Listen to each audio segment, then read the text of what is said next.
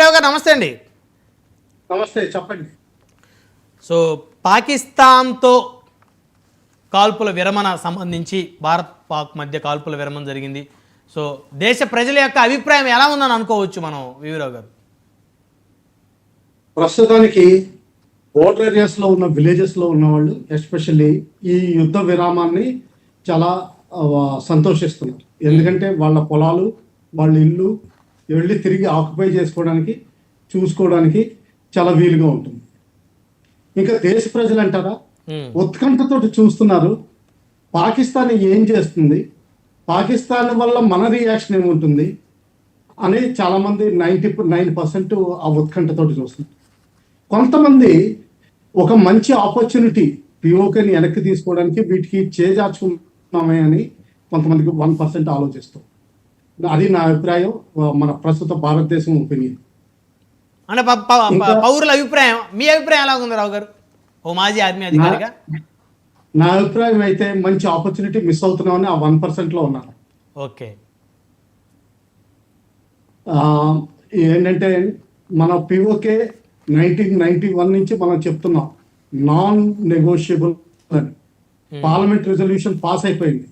Parliament ఏదైనా resolution pass చేసినప్పుడు executive ఒక రెస్పాన్సిబిలిటీ ఉంటుంది అది ఇంప్లిమెంట్ చేయడానికి. అంటే ఏంటంటే ప్రస్తుతం ఉన్న గవర్నమెంట్ కూడా అది ఇంప్లిమెంట్ చేయాల్సిన బాధ్యత ఉంది. అంతకుముందు ఉన్న గవర్నమెంట్స్ కూడా, వేరే పార్టీ గవర్నమెంట్కి అయినా సరే, ఎస్పెషల్లీ ఏ పార్టీ అయితే అది రెజల్యూషన్ పాస్ చేసిందో ఆ పార్టీకి ఇంకా మౌలిక రెస్పాన్సిబిలిటీ ఉంది. అందువల్ల ఆ పిఓకేని వెనక్కి తీసుకోవడం రెస్పాన్సిబిలిటీ అని. ప్రస్తుతానికి చర్చల్లో కేవలం యుద్ధ విరామం మరియు పిఓకేని అప్పగించడం మీదే మాట్లాడతామని చెప్పాం. ఆ విధంగా చాలా వరకు మంచిదేనండి. ఈ ఉద్దేశం మనం వేచి చూద్దాం, పాకిస్తాన్ రియాక్షన్ ఎలా ఉంటుంది చెప్పండి. అంటే ఇక్కడ రావు గారు, అంటే మీరు విరామం అంటున్నారు, అంటే విరామం అనేది ఎన్నాళ్ళ పాటు విరామం అనుకోవాలి మనం? అంటే ఇక ఉగ్రమూకలు పాకిస్తాన్ దగ్గర నుంచి ఉగ్రవాదులు ఇక భవిష్యత్తులో వారి వల్ల మనకు ఎలాంటి ముప్పు మన పౌరులకి వాటిల్లంత కాలం ఇది విరామం అని అనుకోవచ్చు మనం? బేసికలీ మనం క్లారిటీతో చెప్పామండి, పాకిస్తాన్కి చాలా క్లారిటీ ఇచ్చాం. మీరు టెర్రరిజాన్ని ఆఫ్ చేయండి, సపోర్ట్ ఆఫ్ చేయండి, మాకు ఇంకా వేరే పనేమీ లేదు, ఇండస్ వాటర్ ట్రీటీ కూడా మనం తిరిగి నెగోషియేట్ చేయొచ్చు ఒకవేళ టెర్రరిజం తగ్గితే అని క్లారిటీతో చెప్తున్నాం. ఒకవేళ అది అది వాళ్ళు ఎఫెక్టివ్ చేస్తే మాత్రం 100% విరామం కంటిన్యూ అవుతుంది. కానీ మనకున్న వాళ్ళ పాకిస్తాన్ ఆర్మీ చీఫ్ ఎవరైతే పాకిస్తాన్ డిఫాక్టో రూలరో ఆయన ప్రొఫైల్ చూస్తే మాత్రం నాకు ఇది చాలా సందేహంగానే ఉంది. ఎందుకంటే ఆయన జనరల్ జియావుల్ హక్ 1979లో మొదలుపెట్టిన ఫండమెంటలిజం అల్టిమేట్ ప్రోడక్ట్. ఆయన ఒక హఫీజ్ అవడంలో ప్రాబ్లం ఏం లేదు, it is a private spiritual practice. కానీ ఆయన ఉన్న స్పీచ్ల్లోనూ హిందూ మతం ముస్లిం మతం వేరు, ఇవి ఎప్పుడు కలిపి ఉండలేవు, రెండు వేరు దేశాలు, కాశ్మీర్ జుగులర్ వీను అండం. తర్వాత ఇంకోటి ఏంటంటే ఈ మధ్యలో పాకిస్తాన్ సోల్జర్స్కి అడ్రస్ చేసినప్పుడు ఆయన పాకిస్తాన్ గురించి దెబ్బలాడమంటలేదు, ఆయన జిహాద్ చేయమంటున్నాడు. జిహాదు, జన్నత్తు ఇటువంటి పదాలు వాడారు ఆయన. పాకిస్తాన్ గురించి ఆయన మాట్లాడలేదు. అంటే ఏంటంటే ఆయన యాటిట్యూడ్ చాలా క్లియర్గా తెలుస్తుంది. సెకండ్ థింగ్, ఈ రోజు వచ్చిన అనౌన్స్మెంట్ ప్రకారం పాకిస్తాను బహావల్పూర్లో జేఎం క్యాడర్స్లో ఎవరైతే పోయారో వాళ్ళ 14 మంది 15 మందికి ఒక్కొక్క ₹1,00,00,000, అంటే ఇండియన్ కరెన్సీ ప్రకారం దీనికి 3.65 ఇంటూ మల్టిప్లై చేసుకోండి, అంటే ఒక్కొక్కరికి 3.65 crores పాకిస్తాన్ కరెన్సీ ఎక్స్గ్రేషియా కింద ప్రకటించింది. అంటే అంత నేషనల్ ఇంపార్టెంట్ లీడర్సా వాళ్ళు? టెర్రరిజం అంత ఇన్వాల్వ్డా? అంటే అంత రెస్పెక్ట్ ఇస్తున్నారు అనమాట. అవును, మసూద్ అజర్ కుటుంబానికి, వారి కుటుంబ సభ్యులు వారందరికీ కూడా నష్టపరిహారం కింద డబ్బులు ఇచ్చారంటే మరి వాళ్ళు టెర్రరిస్టులని అధికారికంగా ఎంకరేజ్ చేస్తున్నారు ఆ ప్రభుత్వం కానీ ఆర్మీ కానీ అనేది అది బహిరంగంగా అందరూ తెలుస్తోంది. తర్వాత వాళ్ళ అంత్యక్రియలకి lieutenant general rank officers attend అయ్యారండి.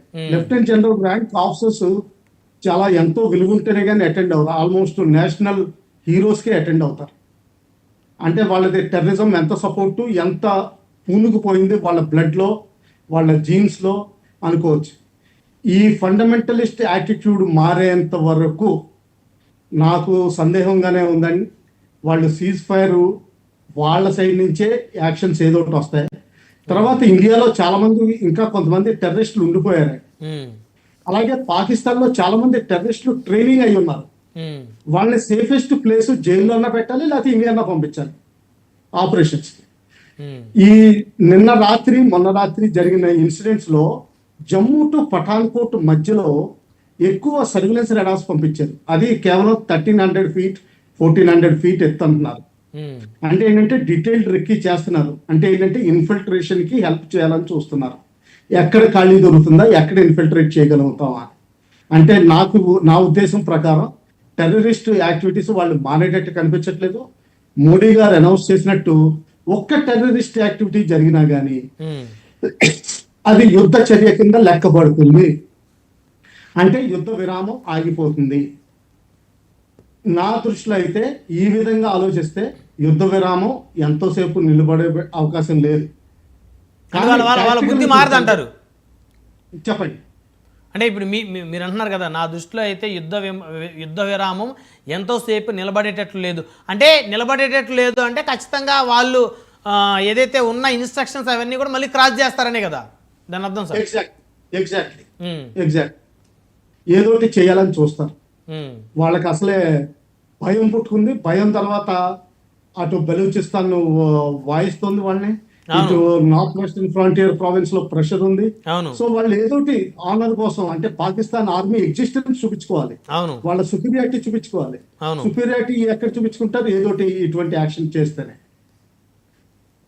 ఈ ఖాళీ టైంలో, ఈ బ్యాలెన్స్ టైంలో వాళ్ళు వెపన్స్, ఎమ్యునిషన్ టర్కీ నుంచి, చైనా నుంచి రీఎన్ఫోర్స్మెంట్ తీసుకోవాలని చూస్తారు. అంటే వెనకాల నుంచి తెప్పించుకోవాలని చూస్తారు.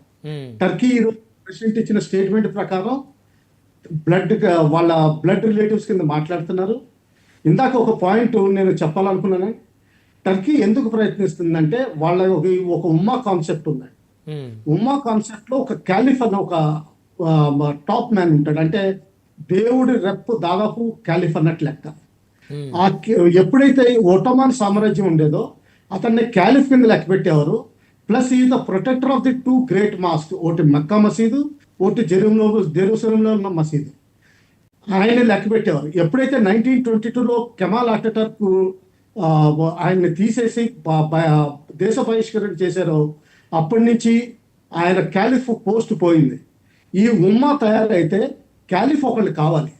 అది ఆ రోల్ తీసుకోవాలని చూస్తున్నారు ఎర్డోగాన్. అది ఇక చెప్పండి. రైట్. ఇకపోతే పాకిస్తాన్ నిఘా సంస్థ ISI కోసం రహీం పనిచేస్తున్నట్లు గుర్తించారు. పాక్ హైకమిషన్ ఉద్యోగి అయినటువంటి రహీంపై భారత ప్రభుత్వం వెయిట్ వేసింది. అంటే తెలుసుకోవడంలో ఆలస్యం జరిగిందా సార్ ఇప్పటివరకు?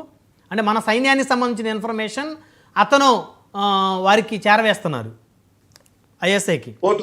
ఒకటి ఉందండి, పాకిస్తాన్ ఎంబసీలో జనరల్ గా పనిచేసే వాళ్ళంతా ఏదో విధంగా వాళ్ళ దేశానికి ప్రయత్నిస్తూనే ఉంటారు. సో ఆ విధంగా చూస్తే ఏంటంటే 100% వాళ్ళు ఇంటెలిజెంట్ ఏజెంటే ఏదో ఒక లెవెల్లో. కానీ ఇక్కడ ఏంటంటే ప్రూఫ్ దొరుకుంటుందండి. మన ప్రూఫ్ దొరికితేనే కానీ ఎవరిని సందేహించం. అది మన భారతదేశం గొప్పతనం. ఆ విధంగానే ప్రూఫ్ దొరుకుంటుంది. అందువల్ల బహిష్కరించడం జరిగింది.